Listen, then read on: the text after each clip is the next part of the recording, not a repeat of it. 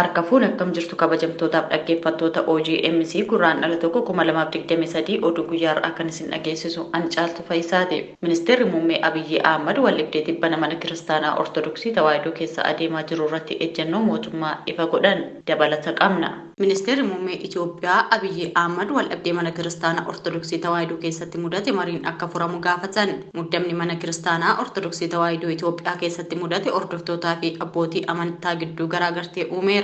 Waldhibdeen kan uumame torbaan dura dureewwan amantaa sadii beekamtii mana kiristaanaa malee Phaaphaasii muuduu erga ibsanii boodaadha. Mana kiristaanaa keessatti aangoo olaanaa kan qabu qulqulluu Sinodoosii yaa'ii atattamaa waamee aangoo lubummaa isaanii gonfuu ofirraa adda baasuus ibse. Haa ta'u malee dureewwan amantaa Abuuna Sawaariyoosiin durfamanii fi qulqulluu Sinodoosiin hunda galeessa miti jedhan murtee kana akka hin fudhanne ibsan. Dubbiin muummee ministeeraa Abiyyi erga Baatirikkiin mana kiristaanichaa Abuuna Maatiyaas mootummaa murtee mana amantaa akka hojiirra oolchuu erga gaafatan booda dhagahame. Muummeen ministeeraa Abiyyi dubbii isaaniin garuu mootummaan dhimmicha gidduu akka hin seenne manni amantaa garuu ofiin mari'achuun akka furu dhaaman. Dabaluunis miseensonni kaabinee isaanii dhimma waldhabbii amantii kana keessaa harka akka hin galfanne akeekkachiisaniiru. Ministeerri muummee Abiyyi erga hordoftoonni mana amantichaa afaan dhaloota isaaniin tajaajilamuuf qaban otoo hin sarbiin mariin waldhabbii isaanii furachuu akka qaban gorsan. Oromiyaatti amantoota bataskaana keessatti afaan Oromootiin tajaajilamuu qabna jedhanii gaafataniin tajaajilamuu hin dandeessan jechuu hin danda'u. Ana miti Oromoo mirga kana kan gonfachiise. Otoo mirga isaa hin faallessiin waldiiguun otoo hin dhufiin marii adeemsa keessa toora qabsiisuu qabu jedhan.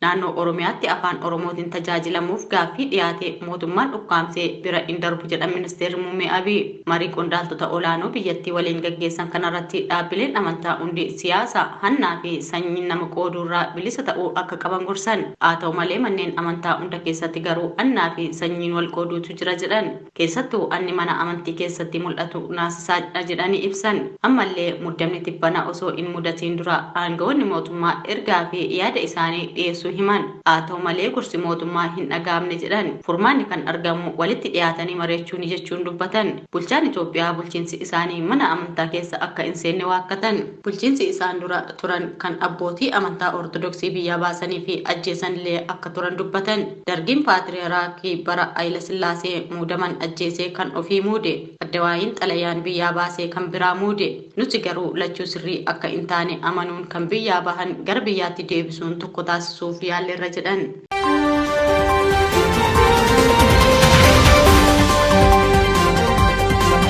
Moqaadishoo bakka dureewwan dhimma Alshabaab mari'achuuf wal gahanitti boombiin dho'e. Bal'ina oduu kanaatiif eebbaa waaq jira. Bulchitoonni biyyoota baha Afrikaa duula qindaa'aa hidhattoota Alshabaab irratti fudhachuuf magaalaa guddoo Somaaliyaa Moqaadishoo wal ga'anii jiranitti boombiin magaalattii rukuteen marii kana irratti hirmaachuuf ministeerri muummee Itoophiyaa Abiyyi Ahmad dabalatee pirezidaantiin Keeniyaa fi Jibuutii argamaniiru. Boombiin si'a afur dho'ee naannawaa masaraa mootummaan haalaan eegamu rukute jedhame. Namni hidhamuu isaa wanti gabaafame garuu hin jiru. Mariin kun yeroo mootummaan Somaaliyaa hidhattoota michuu Alqaayidaa ta'uun isaanii himame irratti tarkaanfii cimsaa jirutti taa'amuuf jedhama. Alshabaab lammiilee bakkeewwan Somaaliyaa gara caalu to'atee jira. Haleellaawwan raawwataas jira jedhameera. Haa ta'u malee erga mootummaan Somaaliyaa Ameerikaa fi loltoota gamtaa Afrikaan deeggaramuun hagayya darbee gadee haleellaa cimsan booda bakkeewwan hedduu dhabeeti jira. Marii dureewwan guyyoota lamaaf akka ture himame kanarratti haala loltoonni gamtaa Afrikaa kan bara 2007 irraa kaasee Somaaliyaa keessatti bobba'ee biyyattii keessatti bahu irrattis akka mari'atan eegamaati jira. Gareen hidhattoota Alshabaab kanaan dura biyyoota ollaa kan akka Keeniyaa fa'aa keessatti haleellaa kan raawwate yoo ta'u daangaa Itoophiyaa ce'uunis adoolessa keessaa haleellaa raawwateera. Yeroo sanattis humna addaa naannoo Somaalee hidhattoota gara Itoophiyaa seenanii turan waliin wal waraanuun miseensota garichaa hedduu ajjeesuu himuun ni yaadatama. Pirezidaantiin naannoo Somaalee Mustafee Mahammad haleellaan Itoophiyaa irratti aggaamame haala qabatamaa qaxanichaa waliin wal qabatee qophiin cimee itti fufuu akka qabu kan agarsiisudha jedhanii turan.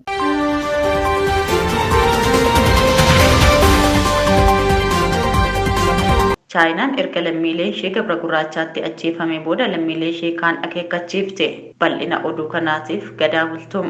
Haleellaa humnootiin hidhatan lammiilee Chaayinaa sagal irratti magaala Gabra Gurraachatti bananiin tokkoon lubbuun darbuu imbaasiin Chaayinaa Finfinnee jiru himee jira. Haleellaan kun torban kana gaafa wiixataa galgala magaala Finfinnee irraa kiiloomeetira 160 fagaattee gama kaabaan argamtu mudachuutu ibsamee jira. Imbaasiin odeeffannoo dabalataa osoo hin kennin haala gaddisiisuun tokko keessa irratti dhukaafamee lubbuun darbeera jedheera jechuun Ajaans Pirees gabaasee jira. Haleellaa kana booda imbaasichi lammiileen isa biroo Itoophiyaa keessa jiran akkaan eeggannoo cimsan akka bakka walitti bu'iinsi jiru keessas akka ba'an dhaamee jira. Badii raawwate kanaaf imbaasichi ibsa kibxata baaseen qaama himate hin qabu jedhame. Dhimma kanarratti gama mootummaa wanti jedhame hin jiru. BBC'n qondaaltota aanaa kuyyuu dubbisuuf yaalus garuu hin milkoofne jechuun ifoomseera. Imbaasichi ibsa baaseen naannoo Oromiyaa fi naannolee biroo daangeessanitti haleellaa nama butuu akkasumas saamichi jira jedhe. Naannoo Oromiyaa giddugaleessa naannichaa keessa dabalatee hidhattoonni waraana bilisummaa Oromoo kan mootummaan shanee jedhu ni sosocho'u jechuunis ifoomseera. Kanneen ajjeechaa qondaaltota mootummaa fi lammiilee akkasumas namoota butanii maallaqa gaafachuun wal qabatees ni himatamu jedhe. Torban darbees humnootiin hidhatan hojjettoota warshaa simmintoo Daangotee godina Shawaa Lixaa keessatti argamu butanii akka turan gabaafamee turuun isaa ni yaadatama. Kunis ta'ee osoo jiru akka gabaasa Reuters injiinaroonni butaman nagaan gadhiifamuun isaanis himamee jira. Baatii lamaan dura hojjettoonni warshichaa hidhattootaan butamanii maallaqa guddaa erga kanfalaniin booda gadhiifamuun isaanii ni yaadatama. Kanaan duras lammiileen Chaayinaa gama lixa Oromiyaatiin hidhattootaan erga butamaniin booda gadhiifamanii turaniiru. Itoophiyaan Afrikaa keessatti biyyoota michuu Chaayinaa ijoo jedhaman keessaa tokko ta'uun ni beekama.